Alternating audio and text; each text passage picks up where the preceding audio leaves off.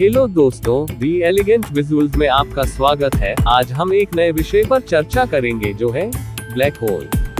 Black hole ब्रह्मांड की सबसे रहस्यमय और आकर्षक वस्तुओं में से हैं और वैज्ञानिक अभी भी उन्हें बेहतर ढंग से समझने की कोशिश कर रहे हैं। ब्लैक होल विशाल तारों के अवशेष हैं जो अपने ही गुरुत्वाकर्षण के कारण ढह गए हैं। जब किसी तारे का ईंधन खत्म हो जाता है तो वह गुरुत्वाकर्षण के आंतरिक खिंचाव के विरुद्ध स्वयं को संभाल नहीं पाता है और सुपरनोवा में विस्फोटित हो जाता है। तारे का कोर विस्फोट से बच सकता है और उसके द्रव्यमान के आधार पर न्यूट्रॉन तारा या ब्लैक होल बन सकता है। एक ब्लैक होल तब बनता है जब कोर का द्रव्यमान सूर्य के द्रव्यमान से लगभग 3 गुना अधिक होता है। ब्लैक होल का आकार कुछ किलोमीटर से लेकर अरबों किलोमीटर तक भिन्न हो सकता है।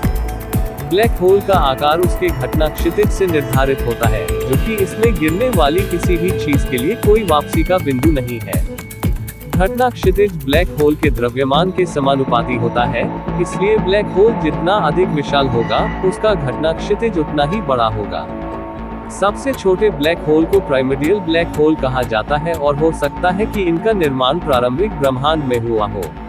सबसे बड़े ब्लैक होल को सुपरमैसिव ब्लैक होल कहा जाता है और ये आकाशगंगाओं के केंद्र में पाए जाते हैं। ये ब्लैक होल के सबसे बड़े रहस्यों में से एक है, क्योंकि हमारे पास घटना क्षितिज से परे क्या होता है इसका निरीक्षण या मापने का कोई तरीका नहीं है।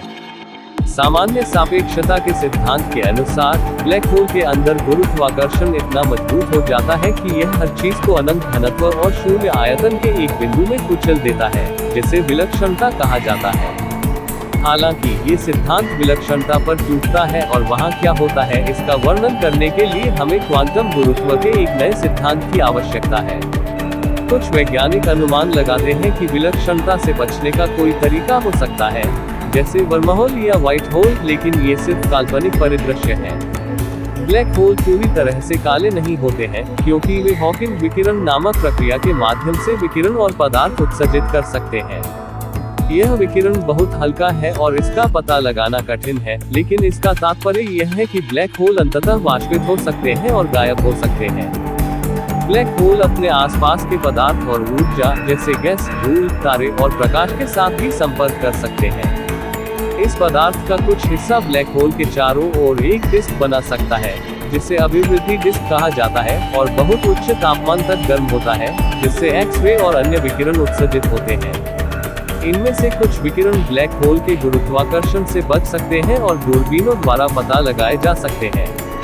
कुछ पदार्थ ब्लैक होल से शक्तिशाली जेट में भी बाहर निकाले जा सकते हैं, जो हजारों प्रकाश वर्ष तक फैल सकते हैं। ब्लैक होल अदृश्य होते हैं, इसलिए हमें उनका पता लगाने और उनके गुणों का अध्ययन करने के लिए अप्रत्यक्ष तरीकों पर निर्भर रहना पड़ता है। एक तरीका यह है कि ब्लैक होल के आसपास के प्रभावों को देखा जाए, जैसे कि अभिवृद्धि डिस्क से विकिरण या ब्लैक होल के गुरुत्वाकर्षण द्वारा प्रकाश का विरूपण। दूसरा तरीका ब्लैक होल के टकराव या विलय से उत्पन्न गुरुत्वाकर्षण तरंगों की तलाश करना है। गुरुत्वाकर्षण तरंगे अंतरिक्ष और समय के ताने बाने में तरंगे हैं, जिन्हें पृथ्वी पर विशेष उपकरणों द्वारा पता लगाया जा सकता है। ब्लैक होल से गुरुत्वाकर्षण तरंगों की खोज ने ब्रह्मांड के अंधेरे पक्ष में एक नई खिड़की खोल दी है। अधिक जानकारी के लिए subscribe this channel, the elegant visuals. धन्यवाद।